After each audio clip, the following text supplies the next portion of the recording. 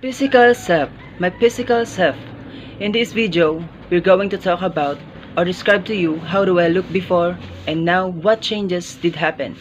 Before, when I was a kid, when I was in elementary, I only care about things that makes me happy. When we talk about my physical self, I would describe it like I have brown skin, look, and I don't care about my hair.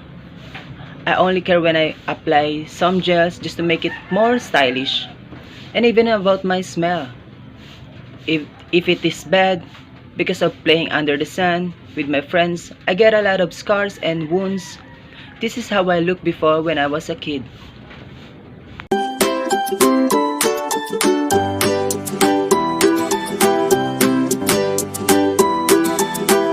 Sexual self refers to the totality of oneself as a sexual being, including positive and negative concepts and feelings.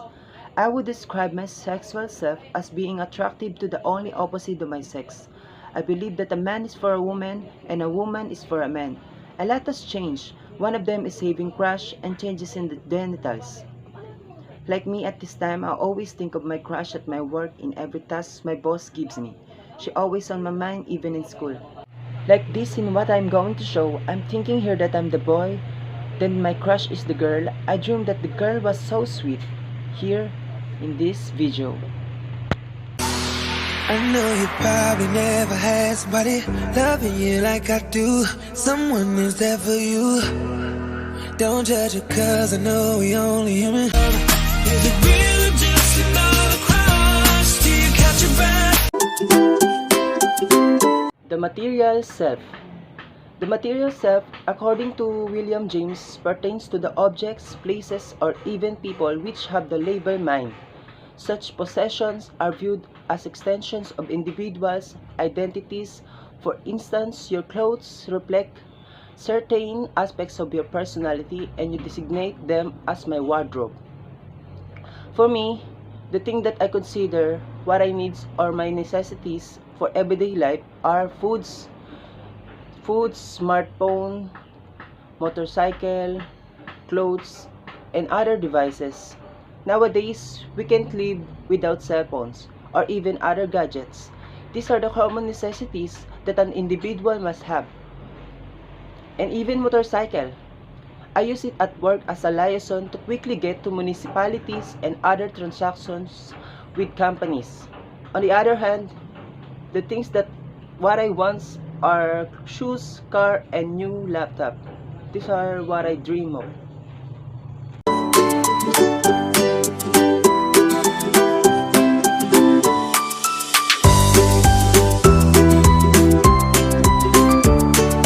Spiritual self. Your spiritual self is you in your most beautiful and powerful form. It is the authentic self, the unconditioned part, the you without patterns. So for me, the spiritual self, I believe that every one of us has a purpose and God is the only one who guides us to live with purpose.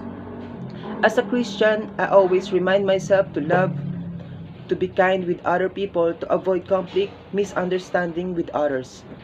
Share love such as giving, sharing what you have. Be friendly, in that way you show them your kindness. On the other hand, I always praying for my family for a better future, always thanking God for everyday life, for what we have received from Him. That is my spiritual self.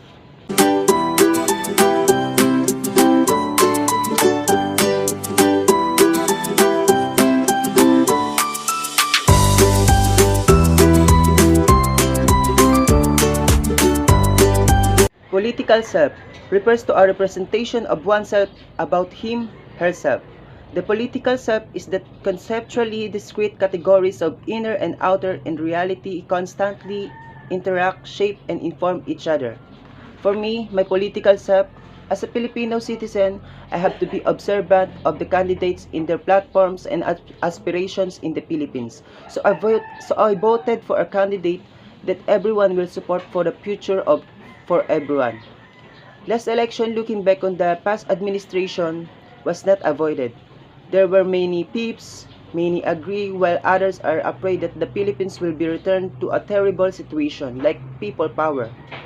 I, as a working student, have been listening to a politician on their implemented laws, events in the country, their solutions for this. So I am examining each politician. But as a Filipino, as a citizen of this country, I stand in solidarity and help for the future of the Philippines. Because it is natural for us to be collectivists who is not only self-centered. So this is my political self.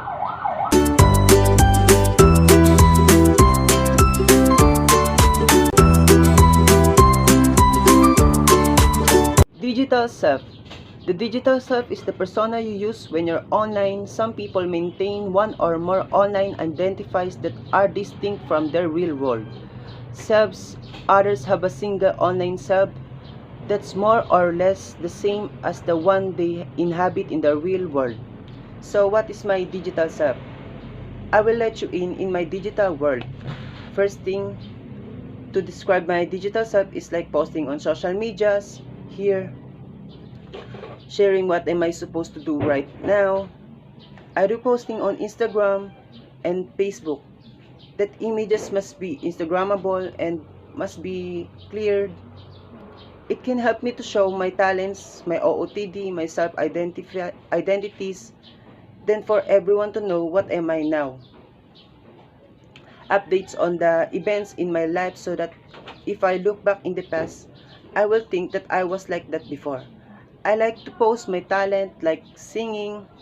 My last post that I was singing, my bosses at work were impressed with me, that it was very good and that my voice was beautiful. So I posted it on Facebook. I like to share today's video or today's photo on my day. How do I look now gives me satisfaction when my share is noticed. Social media also helps me to be updated and it has become a representation of my digital self. So here my videos. I will give everything I own. Give up my heart, my home. I will give everything I own just to have you back again.